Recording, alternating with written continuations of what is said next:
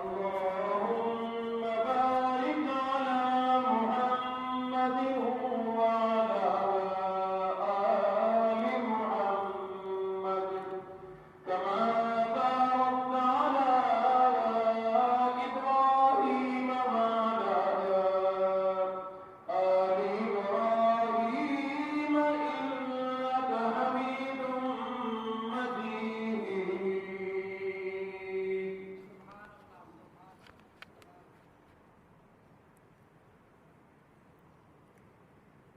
قابل ذی وقار دوستو،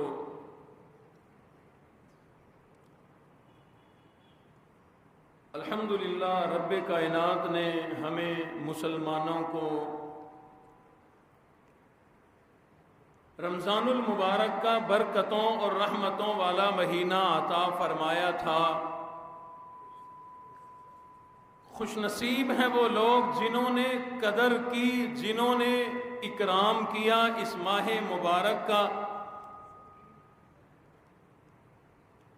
جو عبادات فرض تھیں وہ بھی ادا کی، جو عبادات سنت تھی وہ بھی ادا کی، جو نفل کام تھے وہ بھی کیے۔ دعا ہے کہ اللہ رب العزت تمام مسلمانوں کی تمام اس مہینے میں کی ہوئی عبادات کو اپنی بارگاہ میں قبول فرما لے۔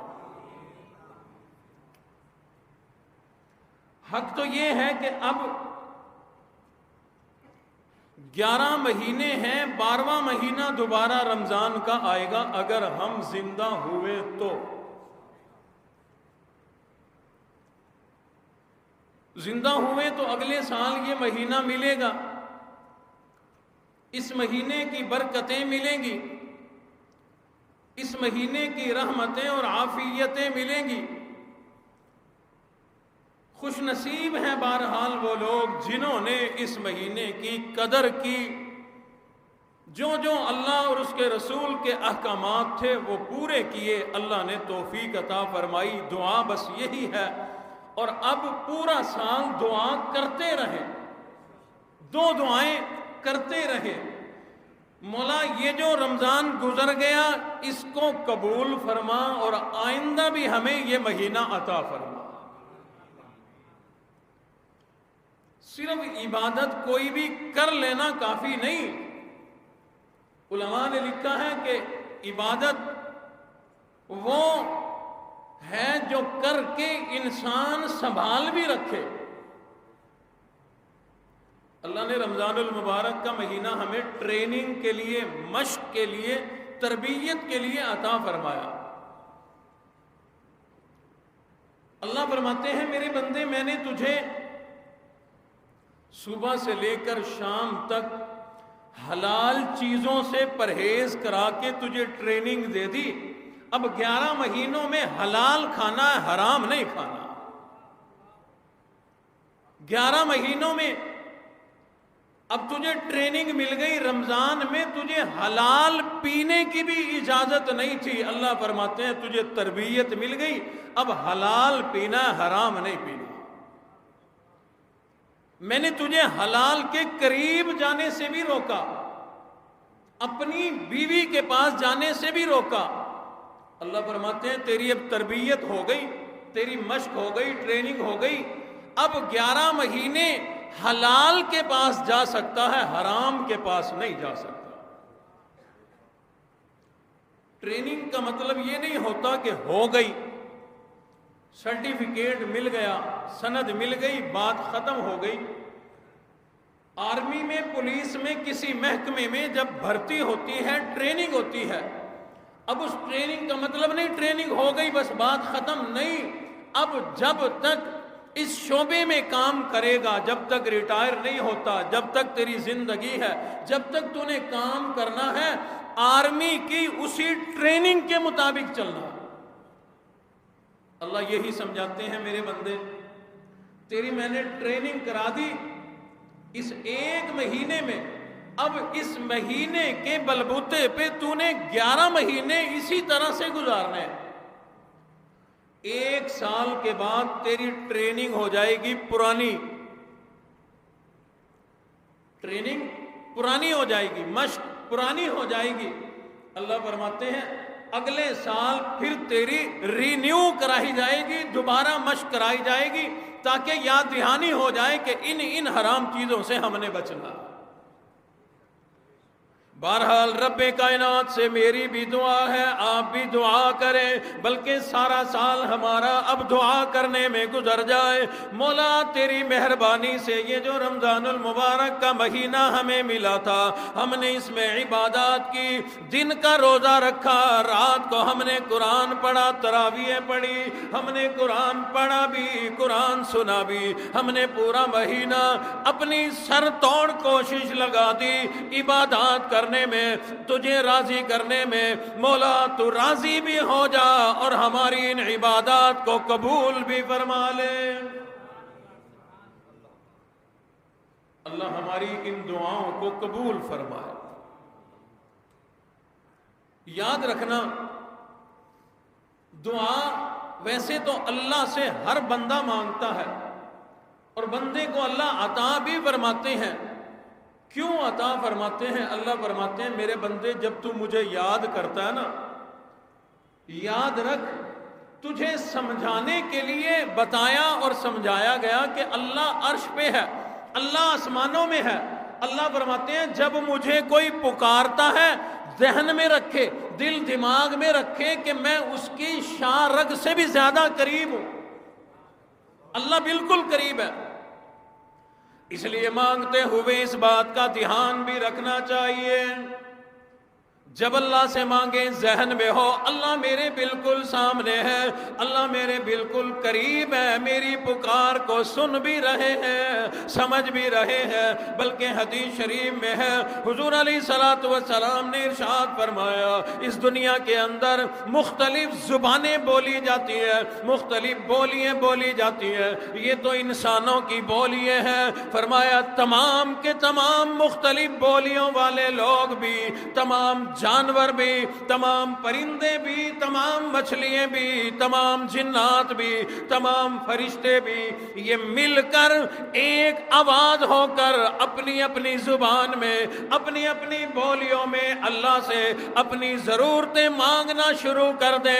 وہ اللہ اتنی قدرت والا ہے، ایک ایک کی بولی کو سمجھتا بھی ہے، ایک ایک کی ضرورت کو پورا بھی کرتا ہے۔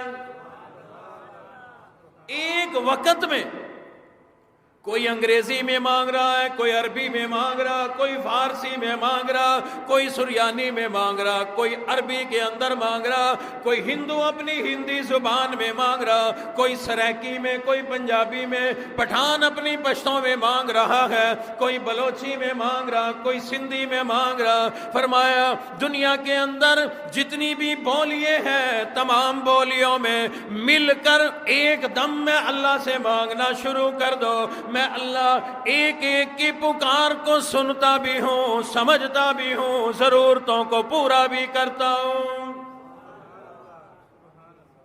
فَإِذَا سَأَلَكَ عِبَادِي عَنِّي فَإِنِّي قَرِيب، بندے جب تو مجھ سے مانگتا ہے نا، میں تیرے بالکل قریب ہوتا ہوں، میں تیرے بالکل قریب ہوتا ہوں۔ لوگوں کے دل میں یہ خیال پیدا ہوگا کہ ہم نے تو بڑی مانگی، ہماری ایک بھی پوری نہیں ہوئی۔ اس کی بے شمار وجوہات ہیں۔ پہلے تو میں آپ کو حدیث شریف سے تسلی دیتا ہوں، پہلے ذرا حوصلہ مل جائے، پھر اگلی بات عرض کرتا ہوں۔ حدیث شریف میں ہے کہ اللہ سے جو بندہ جو بھی مانگتا ہے، بالخصوص مسلمان ایمان والا جو بھی مانگتا ہے، اللہ اس کی دعا کو ضرور بالضرور قبول فرماتے ہیں۔ لیکن حضور علیہ الصلوۃ والسلام نے ارشاد فرمایا دعا کی قبولیت کے 3 طریقے، 3 انداز میں دعائیں قبول ہوا کرتی ہیں۔ فرمایا بعض اوقات بندے کی دعا یوں قبول ہوا کرتی ہے، جو مانگا رب نے جھولیاں بھر دی۔ اللہ سے جو چیز مانگی وہ اسی طرح سے مل گئی. اللہ سے پیسہ مانگا پیسہ مل گیا, دولت مانگی دولت مل گئی, مکان مانگا مکان مل گیا, دکان مانگی دکان مل گئی, برکتیں مانگی برکتیں مل گئی, عزت مانگی عزت مل گئی, عہدہ مانگا عہدہ مل گیا, عزت مانگی عزت مل گئی, اولاد مانگی اولاد مل گئی. دین اور دنیا کی جو چیز مانگی اللہ نے ہو بہو وہی عطا فرما دی. بیٹا کوئی نہیں تھا, اللہ سے بیٹا مانگا, اولاد نہیں تھی, اللہ سے اولاد مانگی, اپنی جو بھی ضرورت رب کائنات کے سامنے رکھی, ادھر تو نے زبان سے نکالا ادھر رب نے تیری جھولی بھر دی. فرمایا ایک طریقہ تو دعا کی قبولیت کا یہ ہے, جو مانگا مل گیا. بندہ سمجھتا ہے میری دعا قبول ہو گئی. کیسے؟ میں نے فلاں چیز مانگی تھی مل گئی, میں نے روزوں میں مانگا روزہ رکھ کے مل گیا. علماء نے کہا افطاری کے ٹائم دعا قبول ہوتی ہے, میں نے مانگا مل گیا. علماء نے کہا اعتکاف میں دعا قبول ہوتی ہے, میں نے مانگا مجھے ملا ہے. علماء نے کہا اللہ کے گھر جاؤ بیت اللہ, اللہ سب کو لے جائیں, وہاں جا کر مانگو اللہ قبول کرتے ہیں, ملتا ہے مجھے مل گیا. بعض آدمی کہتا ہے میری دعا قبول ہوئی, اور الحمدللہ ہوتی بھی ہیں. ہمارے حاجی صاحب تشریف فرما ہے, حاجی محمود الحسن صاحب. میں جب عمرے کے لیے گیا تو حاجی صاحب نے مجھے دعا کے لیے کہا کہ اللہ میاں کا کرتا پکڑ کے دعا مانگنا. سمجھتے ہو اللہ کا کرتا غلاف کعبہ ایک تصور ہے, یہ محبت کا اظہار ہے کہ یہ اللہ میاں کا کرتا ہے, اللہ کا لباس ہے. ورنہ وہ تو لباس سے ہر ضرورت سے پاک ہے, صاف ہے. حاج صاحب نے دعا کے لیے کہا کہ اللہ کے گھر وہاں جا کر دعا کرنا کہ اللہ ایک دفعہ مجھے اور بلا لے. اور ان کے الفاظ حاجی صاحب کے یہ تھے کہ میری یہ درخواست ہے جو اللہ کے ہاتھ میں پکڑانی ہے, اللہ کے ہاتھ میں پکڑانی ہے, یعنی غلاف کعبہ پکڑ کے یہ دعا مانگنی ہے. الحمدللہ اللہ نے توفیق دی, یاد بھی رہا, وہاں جا کر دعا مانگی. چند دنوں کے بعد حاج صاحب چلے گئے, عمرہ کر کے آئے. تو بعض اوقات جو مانگا مل گیا فوراً, بندہ کہتا ہے کہ واقعی دعا قبول ہوتی ہے. حضور علیہ الصلوۃ والسلام نے ارشاد فرمایا بعض اوقات تو یوں ہی ہوتا ہے جو مانگا فوراً مل گیا. دین کا مانگا دین مل گیا, دنیا کی کوئی چیز مانگی دنیا مل گئی. اللہ سے دعا مانگی مولا مجھے حافظ قرآن بنا دے, اللہ نے حافظ قرآن بنا دیا. فرمایا بعض اوقات دعا یوں قبول ہوتی ہے جو مانگا اسی وقت اسی طرح سے مل گیا. اللہ سے پورا 1,00,000 مانگا, اللہ نے گن کے پورا 1,00,000 عطا فرما دیا. لیکن فرمایا بعض اوقات یوں ہوا کرتا ہے اللہ سے تو نے مانگا 1,00,000 روپیہ, اللہ نے 1,00,000 تو نہیں دیا لیکن بدلے میں مصیبت ٹال دی. اللہ سے تو نے پیسہ مانگا, اللہ نے پیسہ نہیں دیا, بدلے میں تجھے عزت عطا فرما دی. اللہ سے تو نے دنیا مانگی, اللہ نے تجھے دنیا تو نہیں دی, بدلے میں دین عطا فرما دیا. تو نے اللہ سے دعا مانگی مولا مجھے MPA بنا دے, MNA بنا دے, دنیا کی عزت عطا فرما دے. اللہ نے تجھے دنیا کی عزت تو نہیں دی بلکہ دین کے اندر تیرا بول بالا کر دیا. فرمایا بعض اوقات انسان اللہ سے کوئی دعا مانگتا ہے قبول یہ بھی ہے لیکن ہو بہو تو وہ چیز نہ ملی. لیکن اللہ تیری حکمت کو جانتے ہیں, تیرے لیے کیا چیز مناسب ہے. تو نے دنیا مانگی, تو نے دولت مانگی, اللہ نے تجھے دولت تو نہیں دی بلکہ بدلے میں آنے والی بیماری کو ٹال دیا, آئی ہوئی بیماری کو ٹال دیا, آئی ہوئی مصیبت کو ٹال دیا, آنے والی مصیبت کو ٹال دیا. بدلے میں اللہ رب العزت کوئی اور چیز عطا فرما دیا کرتے ہیں. فرمایا تو نے مانگا کچھ بدلے میں اللہ کچھ اور عطا فرما دیتے ہیں. ایک دعا یوں بھی قبول ہوتی ہے, اللہ حکمت کو جانتے ہیں. مثال میں 1,00,000 اللہ سے مانگ رہا ہوں, اللہ جانتے ہیں مولوی اس کو 1 لاکھ مل گیا تو خراب ہو جائے گا، 1 لاکھ مل گیا خراب ہو جائے گا۔ اللہ 1 لاکھ نہیں دیتے، بدلے میں آنے والی مصیبت ڈال دیتے۔ 1 لاکھ نہیں دیتے، بدلے میں کوئی بگڑا ہوا کام بنا دیتے ہیں۔ 1 لاکھ نہیں دیتے بلکہ کوئی دین کی عزت عطا فرما دیتے ہیں، کوئی اور بگڑی بنا دیتے ہیں۔ اور فرمایا بعض اوقات دعا قبول یوں ہوتی ہے، تو نے اللہ سے دنیا مانگی، دولت مانگی، ہو بہو وہ بھی نہیں ملی، بدلے میں مصیبت بھی نہیں ٹلی، جو چیز مانگی وہ بھی نہیں ملی، اور بدلے میں کچھ اور بھی نہیں ملا، بیماری بھی نہیں ٹلی، مصیبت بھی نہیں ٹلی، عزت بھی نہیں ملی، کچھ اور بھی نہیں ملا، نہ دین ملا نہ کوئی اور چیز ملی۔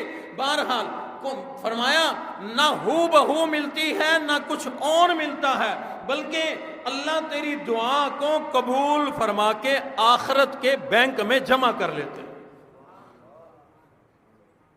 حضور علیہ الصلوۃ والسلام نے ارشاد فرمایا یہ دعا کی قبولیت کا تیسرا طریقہ، تو نے دنیا کی جو چیز مانگی وہ بھی نہیں ملی، بدلے میں کچھ اور بھی نہیں ملا، بدلے میں بیماری مصیبت بھی نہیں ٹلی، بدلے میں کوئی دنیا کا کچھ بھی تیرا بگڑا کام نہ بنا، لیکن اللہ قبول ضرور فرماتے ہیں، قبول فرما کے آخرت کے بینک کے اندر جمع کر لیا کرتے ہیں۔ کل قیامت کا دن ہوگا، تیری وہ دعائیں جن کو تو یہ سمجھا تھا میری تو قبول ہی نہیں ہوتی، ہم نے علماء سے سنا خطبے کی اذانوں کے درمیان، 2 خطبوں کے درمیان دعا مانگو قبول ہو جاتی ہے، اذان کے بعد مانگو قبول ہو جاتی ہے، بیت اللہ میں مانگو قبول ہو جاتی ہے۔ بندہ یہ سمجھتا ہے میری تو آج تک ایک بھی قبول نہیں ہوئی، حضور علیہ الصلوۃ والسلام نے فرمایا تجھے کیا پتا، اللہ نے قبول کر کر کے اپنے پاس جمع کر لی ہے۔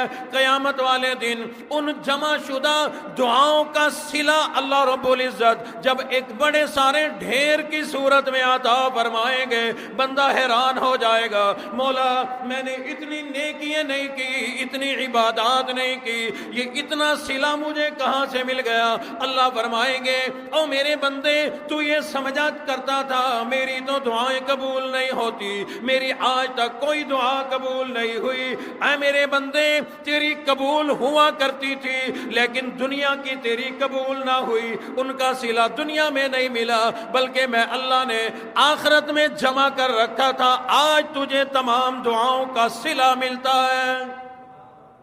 حضور علیہ الصلوۃ والسلام نے ارشاد فرمایا کل قیامت والے دن جب اتنا بڑا وہ ڈھیر نیکیوں کا ملے گا، بندے کو دعا کرے گا مولا اے کاش دنیا میں میری ایک بھی دعا قبول نہ ہوتی، میری تمام دعاؤں کا صلہ مجھے یوں ہی آخرت میں مل جاتا۔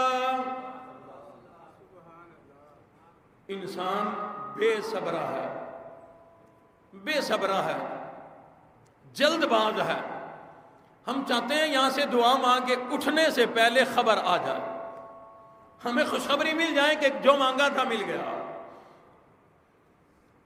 حضور علیہ الصلوۃ والسلام نے فرمایا صبر کر، تو نے جو بھی مانگا اللہ نے سن لیا، اللہ ایسی سماعت والے ہیں، بلکہ ایک روایت میں ہے کہ کہیں کالے رنگ کا پہاڑ ہو، اس کی کالی غار ہو، اندھیرا گھب ہو، کالے رنگ کی کیڑی چیونٹی وہاں پر چل رہی ہو، اللہ رب العزت اس اندھیرے میں کالے پتھر پہ کالی چیونٹی کو دیکھتے بھی ہیں اور اس کے پیروں کی آوازوں کو بھی سنتے ہیں۔ جو چیونٹی کے پیروں کی آواز سنی آج تک، اسے سنتا ہے۔ کیا جب ہم پکارتے ہیں ربنا ربنا ربی ربی، جب ہم پکارتے ہیں کیا اللہ نہیں سنتا؟ سنتا ہے۔ یہ اس کی حکمت کے کام ہے، تیرے لیے بھلا ہو دنیا میں مل جاتا ہے، یا بھلا ہو اللہ متبادل دے دیتے ہیں، ورنہ اللہ فرماتے ہیں میں نے تیرے لیے آخرت میں جمع کر دیا، تو مانگتا رہو مانگتا رہو مانگتا رہو۔ قیامت والے دن جب ملے گا انسان تمنا کرے گا کاش دنیا میں میری ایک بھی پوری نہ ہوتی۔ تو یہ بات ذہن نشین کر لے، یہ نہ کہنا کہ ہم نے تو پورا مہینہ مانگی اللہ سے اپنی فلاں ضرورت، فلاں مسئلہ، فلاں چیز، میرے پاس یہ چیز نہیں تھی، روزہ رکھ کے مانگی، افطاری میں مانگی، میں اعتکاف میں بھی بیٹھا وہاں مانگی، سب کیا لیکن مجھے تو نہیں ملا۔ یہ بات دل میں نہ لانا کہ اللہ نہیں دیتے یا اللہ قبول نہیں کرتے یا تجھے بدلہ نہیں ملتا۔ حضور نے فرمایا دعا ضرور قبول ہوتی ہے لیکن قبولیت کا انداز اللہ جیسے مرضی قبول فرمائے۔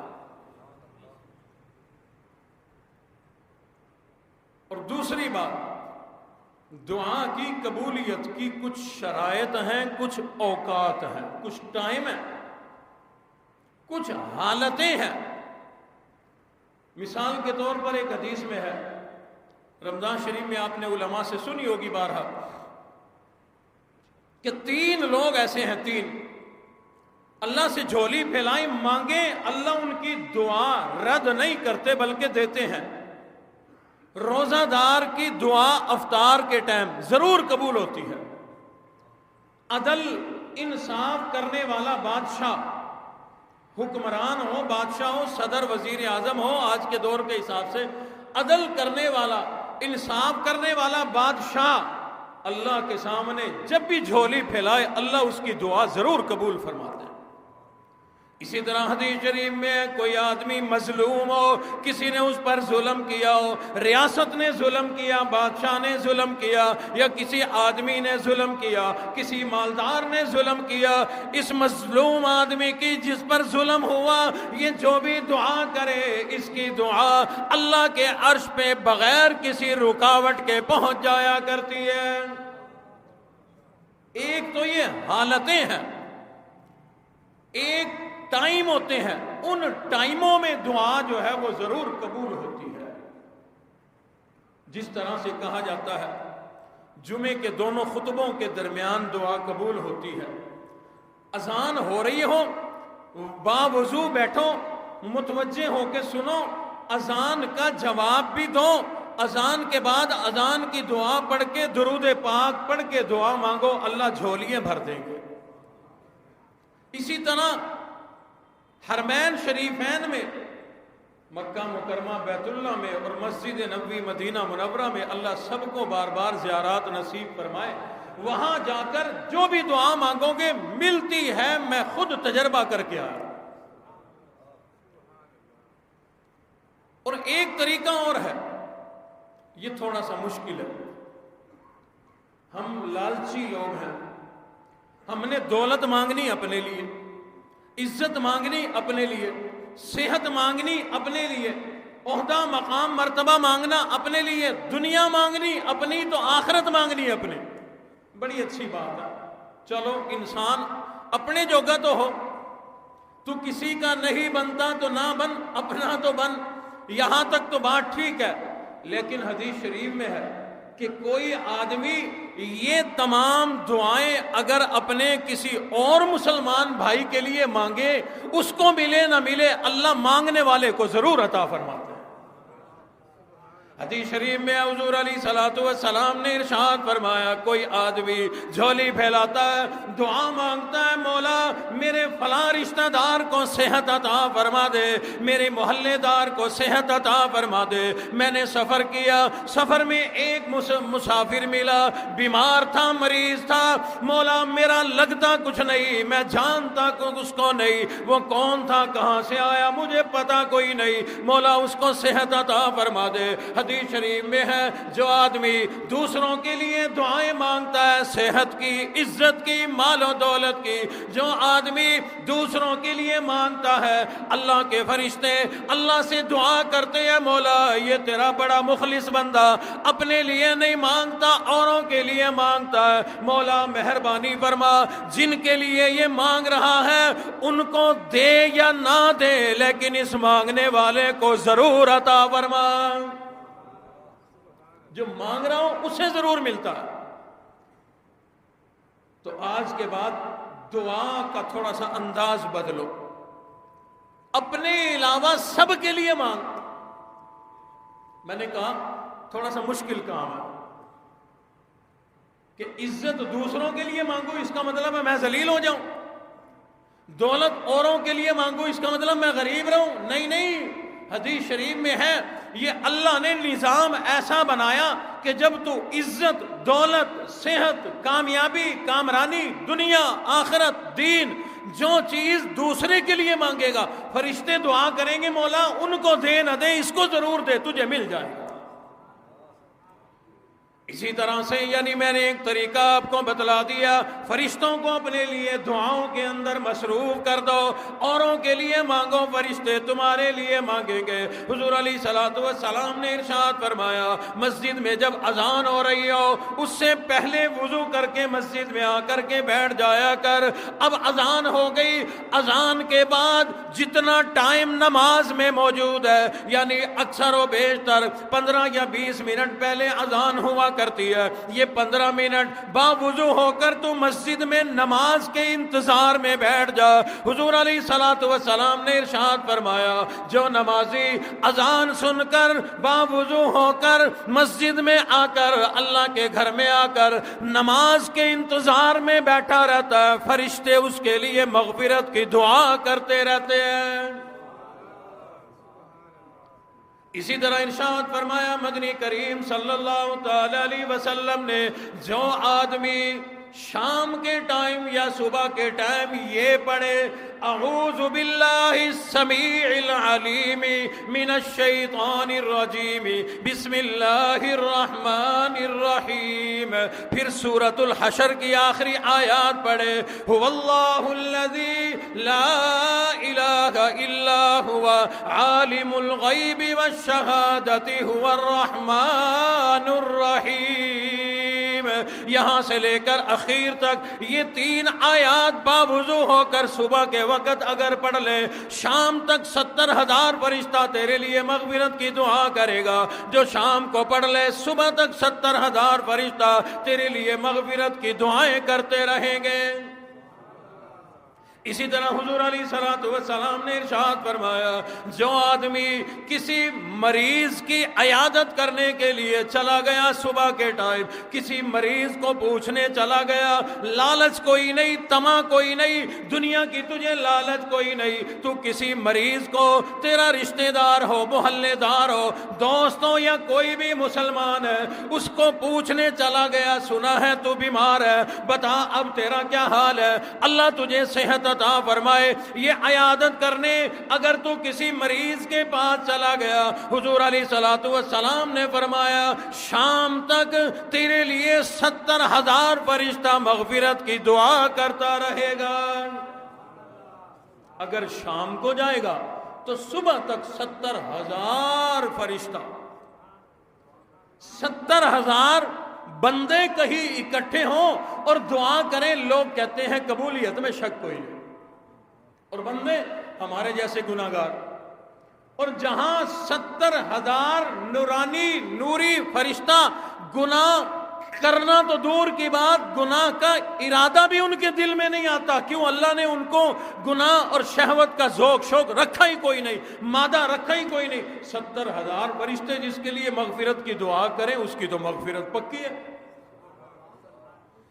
اسی طرح حضور علیہ الصلوۃ والسلام نے ارشاد فرمایا کوئی آدمی رات کو باوضو ہو کر کے سو جائے، اگر سوتے ہوئے حالت کے اندر اس کو اگر موت آ گئی تو اللہ رب العزت اس کو مقام شہادت عطا فرمائیں گے، اور اگر اسی باوضو حالت میں رات کے کسی پہر جو آدمی بھی جو دعا مانگتا ہے اللہ ضرور قبول فرماتے ہیں۔ کچھ لمحات ہوتے ہیں قبولیت کے، کچھ حالتیں ہوتی ہیں قبولیت کی، کچھ مقامات ہوتے ہیں قبولیت کے، اسی طرح 1-2 شرائط ہیں، اگر وہ شرائط پوری نہیں تو بھائی قاری حنیف کی مسجد نہیں، اللہ کی گھر مسجد میں چلے جاؤ، وہاں بھی قبول نہیں ہوگی۔ کچھ شرائط ہیں، کچھ باتیں ہیں، اس مسجد میں نہیں، امام الانبیاء کی مسجد میں چلے جاؤ، اور فلسطین کی مسجد اقصی میں چلے جاؤ، اللہ کی مسجد میں بیت اللہ میں چلے جاؤ، اگر وہ باتیں اندر ہیں تو یاد رکھنا کہیں چلا جا، آسمانوں پہ چلا جا، دعا قبول نہیں ہوگی۔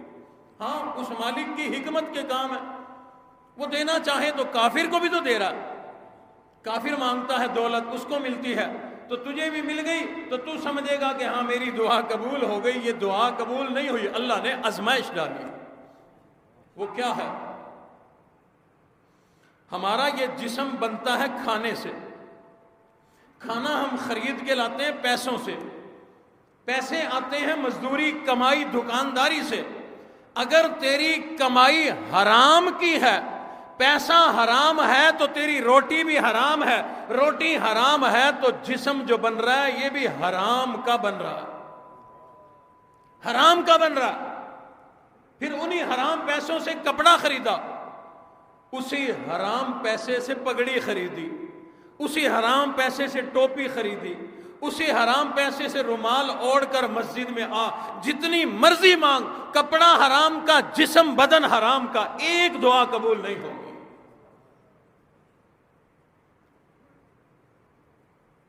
حجاج ابن یوسف کا زمانہ ہے. کوفے کے علاقے میں چند علماء تھے، ایک جماعت تھی، کئی سارے لوگ تھے، مستجاب الدعا لوگ تھے، مستجاب الدعوات. وہ لوگ جو دعا مانگتے تھے قبول ہوتی تھی، مشہور تھا. حتیٰ کہ اگر اس علاقے میں کوئی ظالم بادشاہ، ظالم حکمران آ جاتا، یہ علماء مل کر اس کے خلاف دعا مانگتے، مولا برباد کر دے اس کو، یا وہ مر جاتا یا تختہ الٹ جاتا. حجاج ابن یوسف آ گیا، حکمران بنا. اس کو پتا تھا ان لوگوں کے بارے میں، ان سے بڑی محبت اور عقیدت کا اظہار کیا. حجاج ابن یوسف بڑا ظالم آدمی تھا لیکن بڑا سمجھدار تھا. میں نے کچھ کتابوں میں پڑھا کہ قرآن کا بڑا زبردست قاری تھا اور قرآن کی بڑی خدمت کر کے گیا. اچھے کام بھی تھے اس کے، بہرحال بڑا سمجھدار آدمی تھا. ان سارے علماء کی دعوت کی. وہ آئے دعوت کھانے، اچھے اچھے کھانے کھلائے. کھا کر کے جب جانے لگے نا، وہ انہیں کہا بھی بات سنو. وہ آ گئے. کہاں حجاج ابن یوسف نے، اب جتنا دل کرے زور لگانا میرے خلاف بد دعا کرنے کی، اب تمہاری دعا قبول نہیں ہوگی، اب قبول نہیں ہوگی. انہوں نے کہا کیوں؟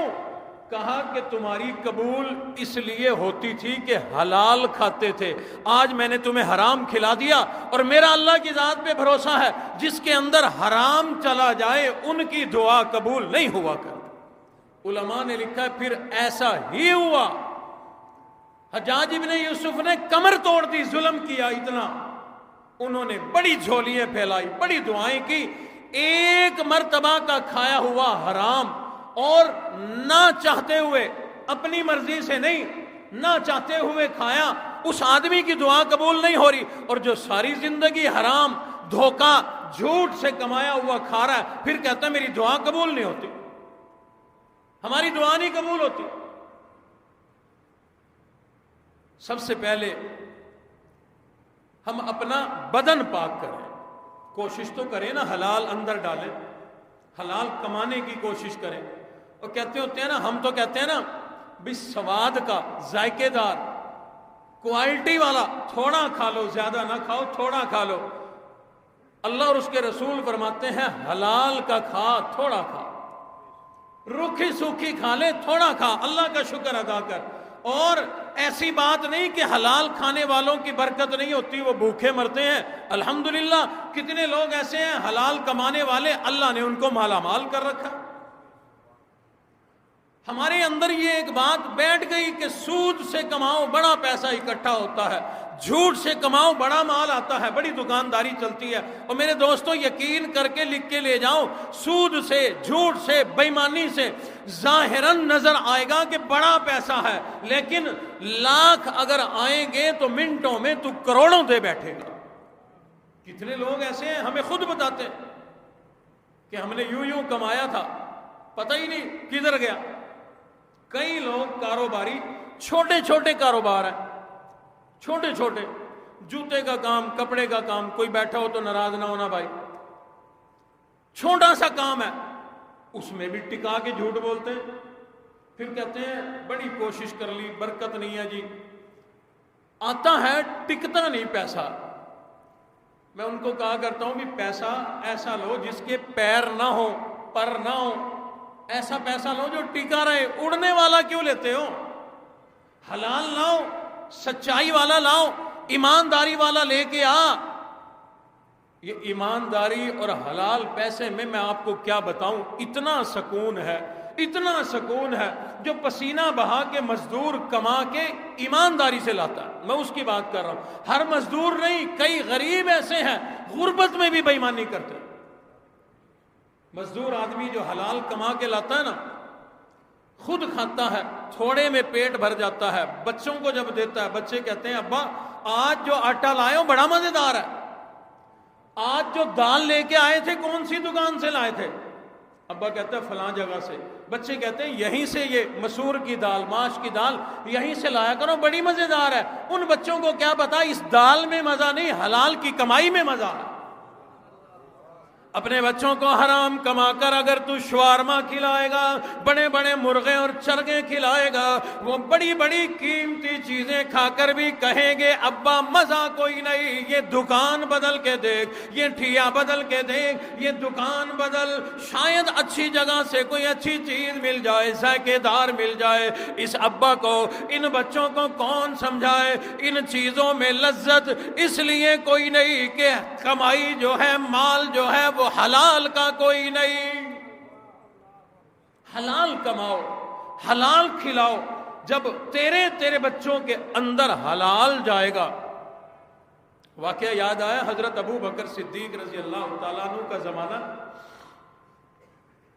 ایک خادم رکھا ہوا تھا جو ان کے لیے روٹی وغیرہ بناتا، انتظام کرتا۔ تو اس کو کوئی منتر آتا تھا، وہ کہیں سے ایک دن گزرا، کسی کو سانپ نے، بچھو نے کاٹا، ان کو کہا بھی کوئی اس کا علاج آتا ہو، انہوں نے کچھ پڑھ کے پھونکا، وہ علاج ہو گیا، چلے گئے۔ ایک دن وہاں سے گزر رہے تھے تو انہوں نے کہا یار تیری وجہ سے ہمارے مریض کو شفا ملی تھی، ہمارے یہاں دعوت ہے، کھا لے۔ اس نے کہا میرے پاس ٹائم نہیں۔ انہوں نے کہا ٹائم نہیں تو لے پھر پارسل لے جا، گھر جا کے کھائیو۔ لے آئے۔ انہوں نے کہا کہ اب میرے پاس ٹائم نہیں، وہی کھانا حضرت ابو بکر صدیق کو پیش کر دیا۔ حضرت ابو بکر صدیق رضی اللہ تعالیٰ عنہ نے بھوک کی وجہ سے جلدی میں، حالانکہ ہمیشہ پوچھا کرتے تھے مال کہاں سے لائے، کیسے بنایا، کس انداز میں پکا، اس دن بھوک کی شدت کی وجہ سے ایک لقمہ تھوڑا اٹھا کر کے کھا گئے، روٹی اندر چلی گئی، صرف ایک لقمہ۔ اب خیال آیا، اس سے سوال کیا او اللہ والے آج روٹی کا انتظام کیسے ہوا؟ میں نے تجھے پکاتے ہوئے نہیں دیکھا، انتظام کرتے نہیں دیکھا۔ اس نے حقیقت بتلا دی، زمانہ جاہلیت کا مجھے ایک منتر آتا تھا، میں نے یوں پڑھا، بندے کو شفا مل گئی۔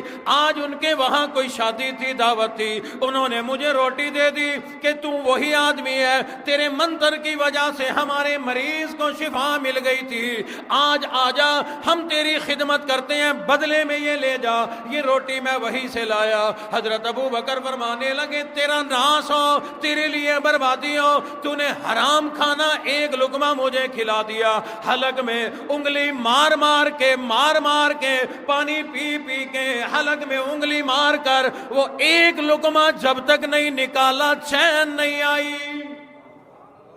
عرض کرتی امیر المومنین ایک لقمہ ہی تو ہے، کیا ہوا باقی نہ کھاؤ؟ فرمانے لگے حضور علیہ الصلوۃ والسلام نے ارشاد فرمایا تھا جو آدمی حرام کا ایک لقمہ کھا لے، حرام کے پیسوں سے ایک لقمہ اگر کھا گیا، وہ لقمہ جب تک اس کے پیٹ میں پڑا رہے گا، اللہ کی بھی لعنت ہے، فرشتوں کی بھی لعنت ہے، رسول اللہ کی بھی لعنت ہے۔ فرمایا اسی روٹی سے جسم بنتا، جب جسم حرام کا ہوگا تو میری دعائیں کہاں قبول ہوں گی؟ اپنی کمائی کو، میرے دوستو ناراض نہ ہونا میرے ان جملوں پہ، اپنی کمائی کو پاک کر، اللہ تھوڑی میں برکت، تھوڑی میں سکون عطا فرمائیں گے، اور دعائیں تیری زبان سے دعا نکلے گی، پھر حضرت ابو بکر صدیق کی طرح تیرے لب دعا کے لیے ہلیں گے، اللہ تیری جھولیاں بھر دیں گے۔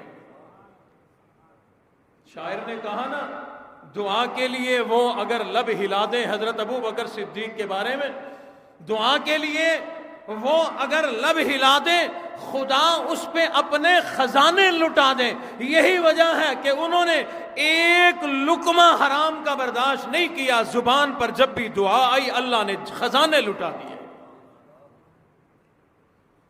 علماء نے لکھا سب سے پہلے اپنا مال کھانا روٹی پاک کرو. جب مال پاک ہوگا کمائی پاک ہوگی تو لباس بھی پاک ہوگا. جب اندر باہر پاک ہوگا نا اب دعا کے لیے ہاتھ اٹھا اللہ تیری ہر دعا قبول فرمائے. ایک چیز اور بھی ہے, کچھ لوگ کہتے ہیں ہماری کمائی بھی پاک سب کچھ صاف پھر بھی ہماری دعا قبول نہیں ہوتی. تو اس میں دو باتیں عرض کروں گا. ایک تو حدیث شریف میں بالکل شروع میں سنا چکا ہوں, قبولیت کے 3 طریقے. ایک طریقہ یہ جو مانگا مل گیا, حدیث شریف میں حضور نے فرمایا, اور بعض اوقات مانگا کچھ اور اللہ کچھ اور دے دیتے ہیں. دولت مانگی اللہ نے تجھے دولت کی بجائے صحت دے دی. تیسرا طریقہ نہ دولت ملی نہ صحت ملی نہ کچھ ہوا, اللہ جمع کر لیتے ہیں دعا کو, کل قیامت والے دن اللہ ان دعاؤں کی تیرے اوپر بارش فرماتے ہیں. ایک چیز اور بھی ہے, ہم اللہ سے مانگ رہے ہوتے ہیں کہ یا اللہ مجھے صحت دے دے. دیکھ رہے ہیں میری طرف, یا اللہ مجھے صحت دے دے, یا اللہ مجھے پیسہ دے دے, یا اللہ مجھے یہ دے دے, یا اللہ مجھے وہ دیتے. ساتھ والے کو بھی یوں کر رہے ہوتے ہیں. اور یوں اگر مانگے گا تو ابا نہیں دیتا, اور یوں ادھر دیکھتے ہوئے ابا کو یوں کر کے مانگے گا ابا نہیں دیتا. اور ابا نہیں دیتا تو ربا کیسے دے گا؟ مانگنے کا سلیقہ سیکھو. اپنا دل دماغ جسم بھرپور طریقے سے اللہ کی طرف متوجہ کر. چاہے یہ ہاتھ نہ اٹھا, چاہے جھولی نہ پھیلا, تو کہیں بھی ہے خاموشی سے بیٹھ جا. دل میں اللہ سے ایسی توجہ کے ساتھ مانگ اللہ کو ترس آ جائے, اللہ کو رحم آ جائے. ایک اس وقت بے شمار لوگوں کی کمائی بھی حلال, روزے کا افطاری کا ٹائم بھی, اعتکاف میں بھی بیٹھے, اللہ کے گھر میں بھی گئے, سب کچھ ہوا, دعا قبول نہیں ہو رہی. اس کی سب سے بڑی وجہ یہ ہے کہ ہم جس سے مانگ رہے ہیں اس کی طرف توجہ ہی کوئی نہیں, تڑپ ہی کوئی نہیں. علماء نے ایک بڑی قیمتی بات لکھی ہے, اللہ سے یوں مانگو جیسے بچہ ابا سے مانگتا. جیسے بچہ ابا سے مانگتا. کیسے مانگتا؟ وہاں کھڑا ہو کے کہہ دیتا ہے اوے دے, نہیں, آتا ہے بڑے ادب کے ساتھ, ابا محلے والے آپ کو بڑا اچھا کہتے ہیں, آپ کو چودھری صاحب کہہ رہے تھے. ابا کہتا ہے یہ بس یہ اللہ کی دین ہے. ابا آپ نے پچھلی عید پہ مجھے 100 دیے تھے نا, کچھ چیزیں تو میں نے لے لی تھی, کچھ رہ گئی تھی, اب کے ذرا بڑھا دے. محبت شفقت پیار دکھا ذرا, ابا تجھے دے گا. اچھا اگر پھر بھی نہیں دیتا ابا سمجھ جائے گا تجھے, ابا کہے گا تو ابا نہیں ہے ابا میں ہوں. ہم بھی یوں ہی مانگتے تھے اپنے بڑوں سے, بڑھوتری کراتے تھے یوں ہی. میں سمجھتا ہوں چل, پھر سب سے پہلے جو تھا نا مسکراتا چہرہ, اب وہ اتر جاتا ہے, پھر بھی نہیں ملے اور سنگڑ جاتا ہے, پھر بھی نہیں ملے, آنکھیں لال ہو جاتی ہیں, پھر بھی نہیں ملے, آنکھوں میں آنسو بھر آتے ہیں, پھر بھی نہیں ملے, آنسو ٹپکنا شروع ہو جاتے ہیں, پھر بھی نہیں ملے. انسان یوں ہوتا ہے تو جھکنا شروع ہو جاتا ہے, پھر بھی نہیں ملے, نیچے لٹ جاتا ہے, پھر بھی نہیں ملے, ایڑیاں رگڑتے ہیں, پھر بھی نہیں ملے, دیواروں میں ٹکر مارتے ہیں بچے. اخیر ابا کہتا ہے اوے بس ٹھہر جا, بس بہت ہو گئی, اب تو تجھے دیے بغیر گزارا کوئی. علماء نے لکھا ہے کہ بچوں سے سیکھو, جس طرح سے ہمارے بچے ابا سے مانگ رہے ہوتے ہیں. فرمایا تھوڑا سا نام کا فرق ہے, یہ ہے ابا وہ ہے ربا. یہ ابا وہ ربا، لیکن مانگنے کا طریقہ بالکل ایک جیسا ہونا چاہیے۔ جب اللہ سے مانگو، ابا سے جیسے تو نے مانگا ویسے ہی اپنے ربا سے مانگنا شروع کر دے۔ پہلے ذرا محبت سے مانگ، اللہ میں تیرا بندہ، تو میرا خالق و مالک ہے، جب تو نے مجھے بنایا میری ضروریات بھی تو تیرے ہی ذمے ہے، مولا میری یہ ضرورت ہے پوری کر دے۔ تو بڑا مہربان ہے، تو بڑا رحیم ہے، تو خالق ہے، تو مالک ہے، تو بڑا غفار ہے، تو بڑا قہار ہے، مولا میری ضرورتیں تیرے ہی در سے پوری ہوں گی۔ رب کی تعریف کرتا جا، کرتا جا، کرتا چلا جا، انشاءاللہ اسی پہ اللہ تیری جھولی بھر دے گا، اسی پہ ربا تیری جھولی بھر دے گا۔ اگر پھر بھی نہیں ملا، حضور نے فرمایا ذرا رونے والی شکل بنا لے۔ رونا تجھے نہیں آ رہا، رونے والی شکل بنا لے جیسے بچے نے بنائی تھی۔ بچہ جب رویا اسے کوئی دکھ تھا، اسے کوئی تکلیف تھی، بیمار تھا؟ نہیں، اچھا بھلا ہنستے ہنستے رونا شروع کر دیا۔ حضور علیہ الصلوۃ والسلام نے ارشاد فرمایا یوں ہی تو ہنستے ہنستے اللہ کے گھر میں آ گیا، اب تو نے اللہ سے مانگنا شروع کر دیا، پیار سے محبت سے، اللہ کی تعریف کرنے سے نہیں ملا تو آ جا اب رب کے سامنے رونے والی شکل بنا کے بیٹھ جا۔ پھر بھی نہیں ملا، آنکھیں لال کر لے، رونے جیسی تھوڑی اور شکل بنا لے۔ پھر بھی نہیں ملا، آنکھوں کے اندر گیلا پن تری پیدا کر لے، آنسو پیدا کر لے۔ پھر بھی نہیں ملا، ان آنسوؤں کو بہا دے، اپنے چہرے پہ ان آنسوؤں کو لے آ، ان کو اپنے ہاتھوں پہ مل مل کے ابا اپنے ربا کو کہہ دے او میرے سونے ربا اب تو میں رو بھی پڑا، اب تو میرے آنسو بھی جاری ہو گئے، مولا اب تو میری ضرورت کو پورا کر دے۔ اب بھی اگر نہیں ملا، اب تو جھکنا شروع کر دے، کھڑا ہے تو بیٹھ جا، بیٹھا ہے تو اور زیادہ عاجزی اختیار کر، لٹنا شروع کر دے، ایڑیاں رگڑنا شروع کر دے۔ حضور علیہ الصلوۃ والسلام نے فرمایا جتنی زیادہ تڑپ پیدا کرے گا اتنی جلدی اللہ تیری جھولی بھر دیں گے۔ مسئلہ یہ ہے تڑپ ہی کوئی نہیں، اور تڑپ تو بڑی دور کی بات، توجہ ہی کوئی نہیں۔ حجاج ابن یوسف طواف کرنے کے لیے گیا بیت اللہ کا، پہلا چکر لگایا نا، ایک نابینا آدمی بیٹھا ہوا تھا، نابینا دعا مانگ رہا تھا۔ حجاج ابن یوسف اس کے ذرا قریب آیا، وہ دعا مانگ رہا تھا، یا اللہ مجھے آنکھیں دے دے، یا اللہ مجھے آنکھیں دے دے، یا اللہ مجھے آنکھیں دے دے۔ حجاج ابن یوسف نے اس کو سیڈ ماری، وہ متوجہ ہوا، پوچھا کون ہے، بتلایا کہ میں حجاج ابن یوسف ہوں۔ نابینا ذرا تکڑا ہو گیا، جانتا تھا کہ حکمران ہے، کہنے لگا کیا مانگ رہا ہے؟ اللہ سے آنکھیں مانگ رہا ہوں۔ کہا ٹھیک ہے چلو مانگو۔ گیا طواف کا ایک چکر پورا کر کے پھر آ گیا، سنا دعا مانگ رہا ہے، یا اللہ آنکھیں دے دے، یا اللہ آنکھیں دے دے، یعنی جیسے ہم دعا مانگتے ہیں نا، یا اللہ یہ چیز دینی ہو پھر بھی دے دے، نہیں دینی نہ دے، دے تیری مرضی ہے، دے دے دے دے، نہ دے نہ دے، ہم یوں مانگتے ہیں۔ پھر وہ یوں ہی دعا مانگ رہا تھا، پوچھا کیا مانگ رہا؟ آنکھیں مانگ رہا۔ ملی؟ کہتا نہیں۔ یہ گیا پھر تیسرا چکر لگا کے پھر آیا، پھر کان لگایا، دعا مانگ رہا، یا اللہ آنکھیں دے دے۔ پوچھا ملی؟ کہتا نہیں۔ کہنے لگے بھی بات یہ ہے میرے 3 چکر ہو گئے، 3 پیچھے رہ گئے میرے 4، 7 چکر ہوتے ہیں طواف کے، 3 تو میرے ہو گئے، 4 رہ گئے، میرے باقی 4 یعنی 7 پورے ہونے تک تجھے آنکھیں مل گئی تو ٹھیک ہے، ورنہ تیری گردن اڑا دوں گا، تیرا سر قلم کر دوں گا، پھر تجھے آنکھوں کی ضرورت ہی نہیں، ختم۔ اللہ اکبر۔ پہلے تو روشنی کے لیے آنکھیں مانگ رہا تھا نا کہ یا اللہ آنکھیں دے دے، آنکھیں دے دے، اب تو جان کا خطرہ پیدا ہو گیا۔ حجاج ابن یوسف نے اپنے 7 چکر پورے کیے، پورے کر کے جو آیا بابا سیدھا کھڑا، پوچھا ہاں جی آنکھیں؟ کہتا مل گئی، مل گئی، آنکھیں آ گئی میری، دیکھو ساری نشانیاں بتلائی کہ یہ اللہ کا گھر ہے، یہ سارا کچھ، آنکھیں مل گئی۔ حجاج ابن یوسف نے کہا جیسے تو پہلے مانگ رہا تھا نا ساری زندگی مانگتا رہتا تجھے نہیں مل رہی. کیوں؟ تڑپ تو تھی کوئی نہیں.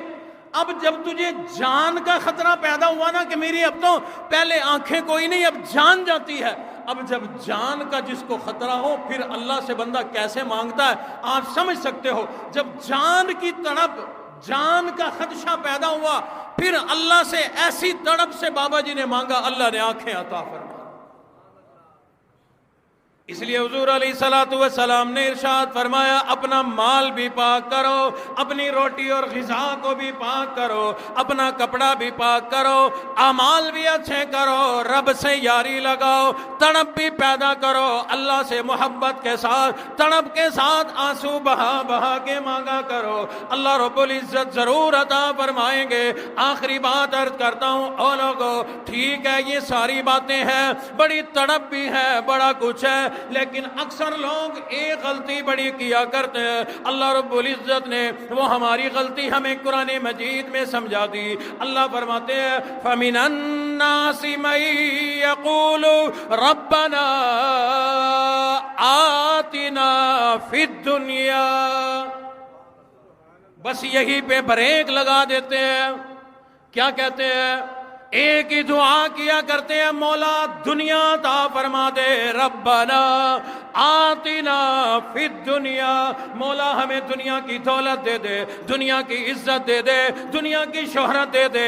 صرف دنیا دنیا دنیا مانگتے مانگتے دنیا سے چلے جایا کرتے ہیں. اور لوگوں حقیقت بات ہے ہم نے اس چھوٹی سی عمر میں لوگوں کو دیکھا اپنے گھر میں بیٹھ کے بھی دنیا مانگ رہے ہیں, گلی میں بھی دنیا, دکان پہ بھی دنیا, اللہ کے گھر مسجد میں آ کے بھی دنیا, اللہ کے گھر غلاف کعبہ کو پکڑ کر بھی لوگ دنیا دنیا دنیا مانگ رہے ہوتے ہیں.